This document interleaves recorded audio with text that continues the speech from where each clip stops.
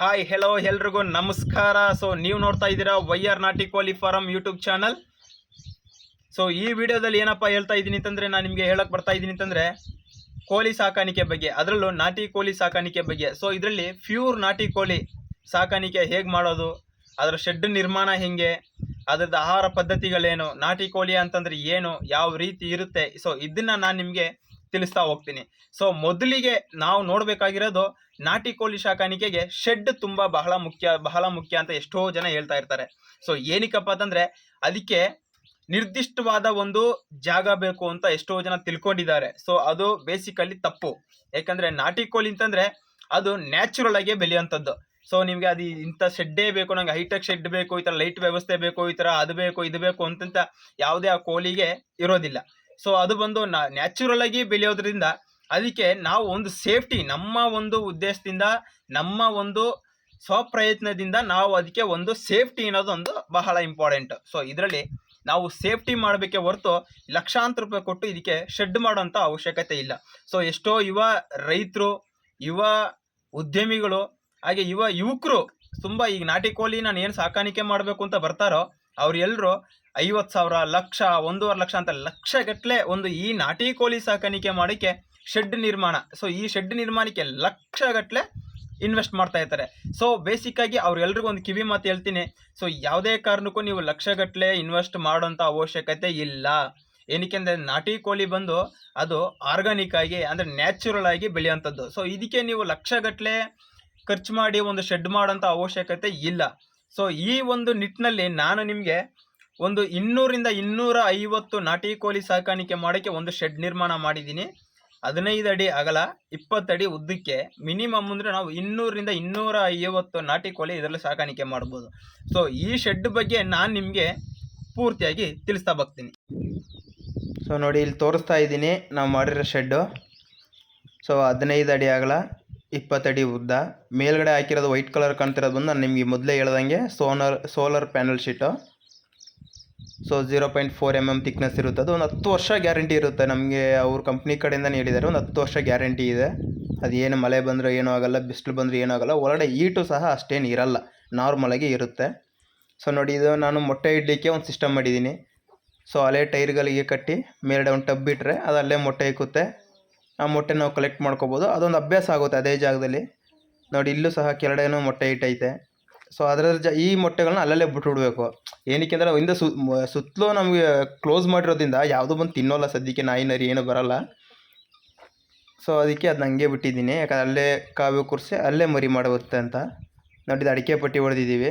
So ಅದು ಕೂತ್ಕೊಳ್ಳೋಕ್ಕೆ ಆಗಲಿ, ಅಂದರೆ ಅದು ಕೆಳಗಡೆ ಯಾವತ್ತಿಗೂ ಬೇಸಿಕಲಿ ನಾಟಿ ಕೋಳಿ ಅನ್ನೋದು ಕೆಳಗಡೆ ಕೂರಲ್ಲ. ಸೊ ಆ ಒಂದು ಕಾರಣಕ್ಕೋಸ್ಕರ ನಾವು ಈ ಥರ ಅಡಿಕೆ ಪಟ್ಟಿ ಹೊಡೆದ್ರೆ ಅದು ಮೇಲ್ಗಡೆ ಬಂದು ನೈಟ್ ಹೊತ್ತಲ್ಲಿ ಸ್ಟೇ ಆಗುತ್ತೆ. ಇದು ನಮ್ಮ ಒಂದು ನಾಟಿ ಕೋಳಿ ಸೆಟಪ್ಪು. ಸೊ ಈಗ ನೀವು ನೋಡಿರ್ಬೋದು, ನಾನು ಶೆಡ್ನ ತೋರಿಸಿದ್ದೀನಿ, ಯಾವ್ಯಾವ ಥರ ಮಾಡಿದ್ದೀನಿ ಅಂತ, ಎಲ್ಲೆಲ್ಲಿ ಸಿಸ್ಟಮ್ ಏನು ಸಣ್ಣ ಪುಟ್ಟದಾಗ ಯಾವ ಥರ ಮಾಡಿದ್ದೀನಿ, ಅಂದರೆ ನ್ಯಾಚುರಲ್ಲಾಗಿ ನಾಟಿ ಕೋಳಿಗೆ ಯಾವ ಥರ ಬೇಕೋ ಆ ಥರ ಮಾಡಿದ್ದೀನಿ.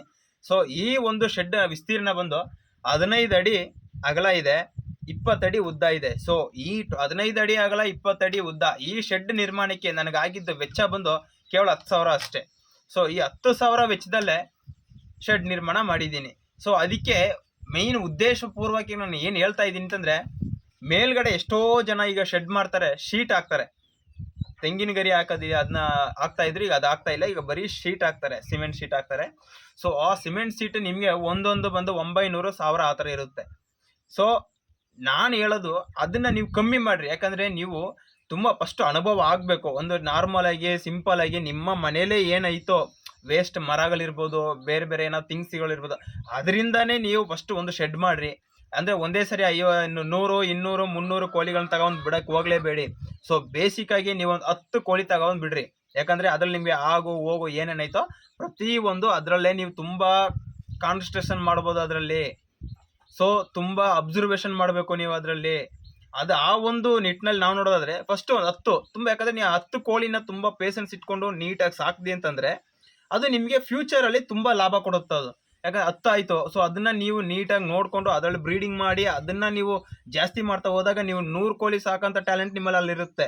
ಸೊ ಈ 10 ಕೋಳಿನೇ ನೀವು ಕರೆಕ್ಟಾಗಿ ಪೇಷನ್ಸ್ ಇಟ್ಟು ನಿಭಾಯಿಸೋಕೆ ನೀವು ಆಗಿಲ್ಲ ಅಂದರೆ 100 ಕೋಳಿಗೆ ರೀಚ್ ಮಾಡೋಕ್ಕಾಗಲ್ಲ. ಸೊ ಫಸ್ಟು ಬೇಸಿಕ್ಕಾಗಿ ಯಾರೇ ನಾಟಿ ಕೋಳಿ ಸಾಕಾಣಿಕೆ ಮಾಡ್ತೀನಿ ಅಂತ ಬರೋರು ಮೊದಲು ಒಂದು 10 ಕೋಳಿ ತಗೊಂಡ್ಬಿಟ್ಟು ಅದ್ರಲ್ಲಿ ನೋಡ್ರಿ. ಸೊ ಈ ಶೆಡ್ಗೆ ಅಂದರೆ ಇಲ್ಲಿ ನಾನು ತೋರಿಸ್ತಾ ಇದ್ದೀನಿ ನೋಡಿ, ಇದು ಸೋಲಾರ್ ಪ್ಯಾನಲ್ ಶೀಟ್ ಅಂತ.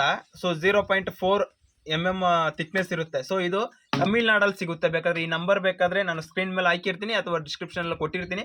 ಸೊ ಈ ನಂಬರ್ಗೆ ಕಾಲ್ ಮಾಡಿ. ಇದು ಹೆಂಗೆ ಅಂದರೆ ಕೆಜಿಗೆ 200 ರೂಪಾಯಿ. ಸೊ 1 ಕೆಜಿಗೆ 200 ರೂಪಾಯಿ. ಸೊ ನಾವು 20 ಅಡಿ 15 ಅಡಿ ಈ ಥರ ಒಂದು ಶೆಡ್ ಮಾಡ್ತಿದ್ರೆ ಈ ಶೀಟು ನಮಗೆ ಟೋಟಲ್ ಪ್ರೈಸ್ ಆಗೋದು 4,000. ಸೊ 4,000ಕ್ಕೆ 20 ಅಡಿ 15 ಅಡಿ ಫುಲ್ ಕ್ಲೋಸ್ ಮಾಡ್ಬೋದು. ಟಾಪ್ ಟು ಬಾಟಮ್ ಮೇಲ್ಗಡೆ ಕ್ಲೋಸ್ ಮಾಡ್ಬೋದು. ಸೊ ಏನಕ್ಕೆ ನೀವು ಕಮ್ಮಿ ಖರ್ಚಲ್ಲಿ ಮಾಡಬೇಕು. ಸೊ ತುಂಬಾ ಯಾಕಂದರೆ ದುಡ್ಡು ಐತೆ ಅಂತೇಳಿ ಎಷ್ಟೆಷ್ಟು ಸುರಿಯೋದಲ್ಲ. ನಾವು ಯಾವಾಗಲೂ ಥಿಂಕ್ ಮಾಡ್ಬೇಕು, ನಾಟಿ ಕೋಳಿಗೆ ಶೆಡ್ ಅವಶ್ಯಕತೆ ಇಲ್ಲ ಅಂತಂದಾಗ ನಾವು ಎಷ್ಟಾಗುತ್ತೋ ಅಷ್ಟು ಕಮ್ಮಿ ಬಜೆಟಲ್ಲಿ ನಾವು ನೋಡಬೇಕು. ಸೊ ನೋಡಿ, ಇದು ಸೋಲಾರ್ ಪ್ಯಾನಲ್ ಶೀಟ್ ಅಂತ. ಸೊ ಇದು ನಿಮಗೆ 10 ಇಯರ್ಸ್ ವಾರಂಟಿ ಇರುತ್ತೆ. ನಿಮಗೆ 10 ವರ್ಷ ಏನೂ ಆಗಲ್ಲ. ಯಾವ ಬಿಸಿಲು ಬಂದರೂ ಏನಾಗಲ್ಲ, ಯಾವ ಮಳೆ ಬಂದರೂ ಏನಾಗಲ್ಲ, ಯಾವುದೇ ಕಾರಣಕ್ಕೂ ಹರಿಯೋದಿಲ್ಲ. ಇದು 10 ವರ್ಷ ಇರುತ್ತೆ. ಸೊ ನೆಕ್ಸ್ಟು ಅಡಿಕೆ ಪಟ್ಟಿ ಒಂದು ನಾನು ಖರ್ಚು ಮಾಡಿರೋದು 2,000 ಅಡಿಕೆ ಪಟ್ಟಿಗೆ. ಮತ್ತು ಚಿಕನ್ ಮೆಸ್ ಅಂತ ನೀವೇನು ನೋಡ್ತಾ ಇದ್ದೀರಿ ಜಾಲ್ರಿ. ಸೊ ಚಿಕನ್ ಮೆಸ್ ಅದು 2,000, 9,000 ನಾನು ಖರ್ಚು ಮಾಡಿರೋದಷ್ಟೇ. ಇನ್ನೆಲ್ಲ ಇದು ಮನೇಲಿ ಮರಗಳೆಲ್ಲ ಮನೇಲೇ ಇತ್ತು. ಸೊ ಅದರಿಂದ ನಾನು ಈ ಶೆಡ್ನ ನಿರ್ಮಾಣ ಮಾಡಿದ್ದೀನಿ.